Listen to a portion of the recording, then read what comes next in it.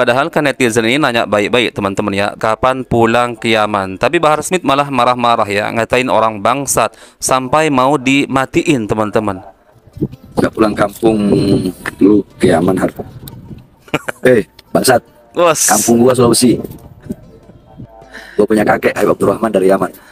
Ini malah lebih parah teman-teman ya, yang suka mengkritik habaib katanya adalah anak-anak zina sampai disebut bajingan-bajingan.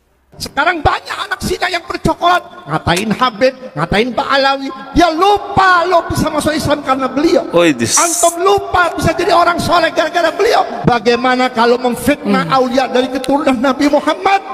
Jangan salahkan, nanti di negeri ini bakal muncul bajingan-bajingan muda. Bakal muncul bajingan-bajingan muda. Assalamualaikum warahmatullahi wabarakatuh. Kembali lagi di channel Nasrus Sunnah. Teman-teman, orang kalau sudah merasa terpojok, apalagi kebohongannya semakin hari semakin terkuak, maka biasanya orang tersebut akan ada perubahan ya secara psikologis ya, baik dari gerak-geriknya, kemudian ya sikapnya, apalagi tutur katanya itu sangat-sangat nampak ya. Dan biasanya orang-orang seperti itu kalau sudah merasa dirinya terancam, maka yang paling ekstrim akan berbalik menyerang orang teman-teman ya. Padahal terkadang orang yang berbicara kepadanya masih berkata yang baik-baik teman-teman, akan tetapi karena sikap sensitifnya semakin tinggi teman-teman, akhirnya tidak terkontrol ya. Beda dengan orang yang merasa yakin kebenaran ada pada dirinya dan bukti-bukti ada di genggaman tangannya, maka biasanya orang seperti itu akan tetap tenang teman-teman, nggak peduli meskipun hujatan seperti apa.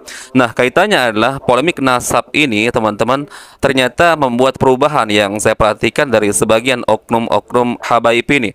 Semakin yang suka marah-marah akan semakin jadi pemarah lagi teman-teman ya. Apalagi keterangan dari beberapa tokoh yang menyatakan bahwa genetik dari oknum-oknum habaib yang pernah melakukan tes DNA ini ternyata tidak bisa dikatakan terkonfirmasi kepada Rasulullah, karena haplogrup dari genetiknya yaitu haplogrup G teman-teman. Maka itu yang membuat mereka semakin merasa terpojokkan teman-teman. Bahkan ada dua video ya sekarang yang akan kita tampilkan teman-teman, di mana reaksi dari salah seorang habib ya, salah satunya adalah Bahar Smith ya, sangat-sangat sensitif ya menanggapi pertanyaan dari netizen ya. Kemudian nanti ada salah satu habib yang dengan jelas ya mengatakan orang yang suka mengkritik ya para habib ini adalah anak zina. Baik, sekarang kita tampilkan satu video pertama dulu dari Bahar bin Smith, yang mana ketika dia live teman-teman ada pertanyaan dari netizen ya. Ini mungkin pertanyaan guyonan saja teman-teman, akan tapi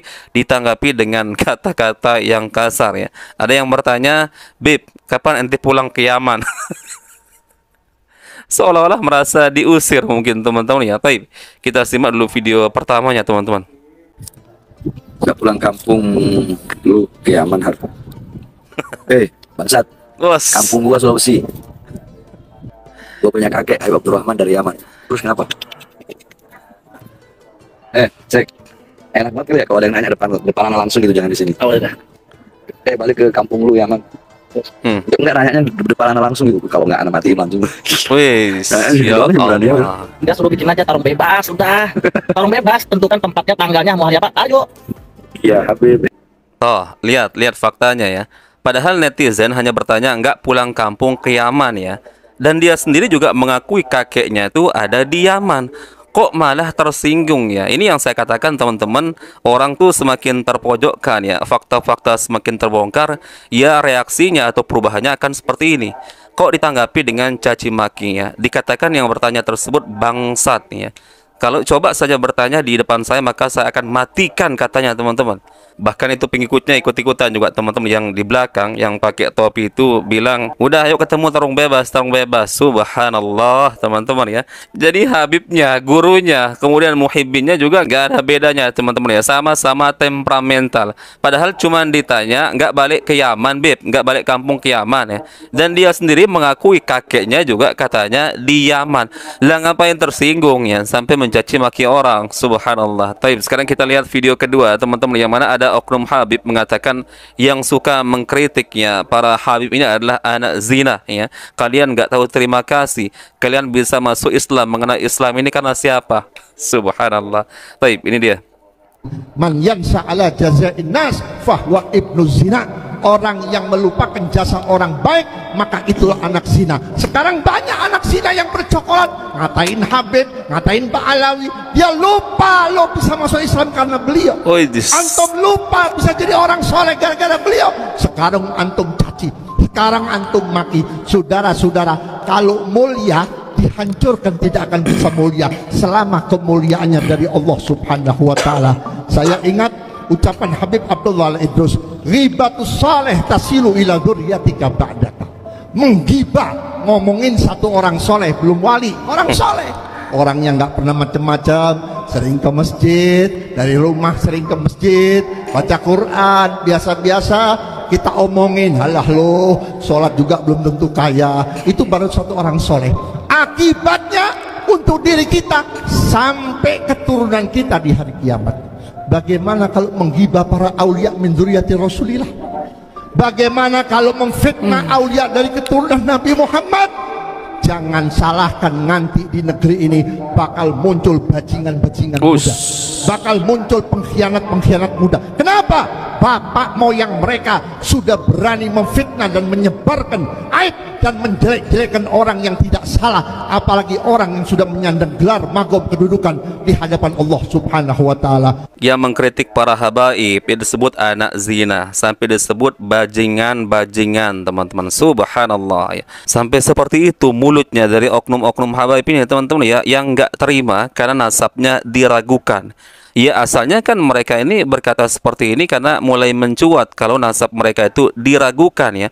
Keasliannya benar tidak kalian itu adalah anak cucu Nabi ya. Sampai ya bermunculan ide untuk mereka diminta tes DNA. Kan itu awalnya, teman-teman ya. Jadi sebenarnya sumbernya adalah dari kalian sendiri. Kalau Habib ini mengatakan sekarang sudah mulai banyak orang yang mencaci maki para aulia, para habaib, anak cucu keturunan Nabi Muhammad Sallallahu Alaihi Wasallam, ya dasarnya karena memang kalian yang memulai seperti itu. Contoh misalkan mulut dari sebagian oknum habaib seperti Bahar bin Semit yang sering mengeluarkan kata-kata kasar, bahkan mencaci maki sesama muslim dengan isi kebun binatang, maka jangan salahkan orang kembali ya mencaci maki kalian.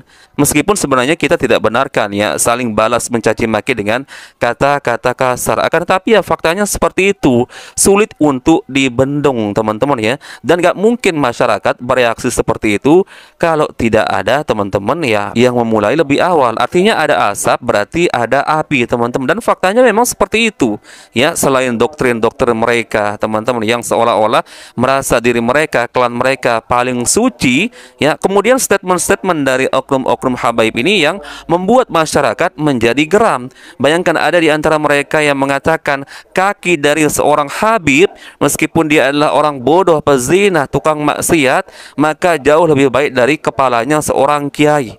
Coba, apa nggak marah orang mendengar kalimat seperti itu?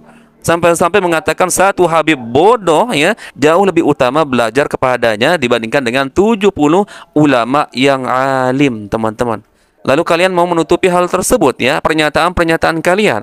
Lalu kalian merasa diri kalian yang terzolimi ya. Coba lihat dulu awalnya seperti apa, teman-teman ya. Kenapa muncul reaksi seperti itu dari masyarakat? Apalagi perkataannya yang mengatakan kalian merupakan jasanya para habaib ya. Kalian mengenal Islam ini bisa masuk Islam dari siapa? Subhanallah, teman-teman ya. Sampai sekarang saya nggak mengenal kiprahnya para habib-habib ini, teman-teman, dalam kancah dunia, teman-teman. Yang kita kenal nama-nama mereka, teman-teman ya, di kancah dunia, yang mana peradaban Islam menjadi semakin besar karena andil mereka adalah ulama-ulama. Contohnya seperti Imam Syafi'i ya, Imam Mazhab yang kita maksud, kemudian Imam Bukhari, Imam Muslim, yang mana ilmu tersebar dari tangan mereka sampai dengan detik ini ya. Buktinya mana? Ya kitab-kitab karangan mereka sampai hari ini dipelajari, teman-teman. Siapa yang bisa mengingkari hal tersebut? Nah, Habib secara khusus, teman-teman, saya nggak mengetahui ada kitab-kitab fenomenalnya, teman-teman, yang mendunia, yang membuat perubahan dari peradaban Islam semakin besar, teman-teman, karena andilnya para habib-habib ini. Melainkan hanya klaim-klaim semata, teman-teman, dari mereka ya. Apalagi di negeri kita ini, teman-teman, banyak sejarah-sejarah ya yang mereka karang-karang, teman-teman ya. Bagaimana kiprah mereka terhadap ya Belanda yang ingin menggerogoti negeri kita ini, seolah-olah seolah-olah mereka pahlawan teman-teman. Tapi kisah-kisah mereka yang dimunculkan adalah karomah-karomah palsu, dongeng-dongeng khurafat ya, agar mereka dianggap ada andil untuk negeri ini teman-teman. Mana kiprah mereka yang betul-betul teman-teman yang muncul ya dalam sejarah teman-teman di dunia ini yang membuat peradaban Islam ya, tidak usah bicara peradaban Islam secara luas lah, untuk negeri kita inilah paling tidak teman-teman, mana sejarah yang valid tentang Habib-Habib ini yang memberikan sumbangsih bagi negeri kita ini teman-teman. Belum pernah saya mendengarkan ya satu cerita yang memang valid ya, dasarnya jelas, melainkan dari karangan-karangan mereka, terutama yang mereka munculkan adalah karomah-karomah yang melawan Belanda. Itu terus teman-teman ya, itu bukan sejarah namanya, tapi itu murni dongeng khurafat teman-teman ya, agar kalian merasa dikatakan ada andil untuk negeri ini. Nah ini teman-teman yang saya katakan di awal ya, perubahan dari oknum-oknum habaib ini seperti ini semenjak adanya yang mencuat ya isu-isu tes DNA, kemudian ya nasab mereka diragukan ya. Nah kalau mereka memang merasa yakin mereka adalah anak cucu keturunan Nabi Muhammad Sallallahu Alaihi Wasallam, maka seharusnya tidak sulit bagi mereka untuk membuktikan teman-teman ya, paling tidak ya bantahlah ya tesis dari Kiai Imaduddin secara ilmiah juga. Kemudian ya paling enggak ya berani melakukan tes DNA teman-teman nih, bukan malah membalas dengan caci makian ya, bukan malah kalian semakin sensitif ya, ada pertanyaan yang hanya sekedar ya guyonan ya, kenapa nggak balik ke Yaman, malah justru ditanggapi dengan kata-kata kasar sampai menyebut kata-kata bangsa teman-teman. Subhanallah ya, inilah faktanya teman-teman ya, maka nggak salah ya, nggak salah mereka semakin hari semakin diragukan ya kesahihan nasabnya teman-teman ya, karena memang mereka ya bersikap seperti ini teman-teman. Harusnya kalau memang merasa posisinya benar ya, yakin mereka itu nasabnya tersambung kepada Rasulullah, ya sudah buktikan saja, atau paling tidak ya tenang-tenang saja teman-teman ya.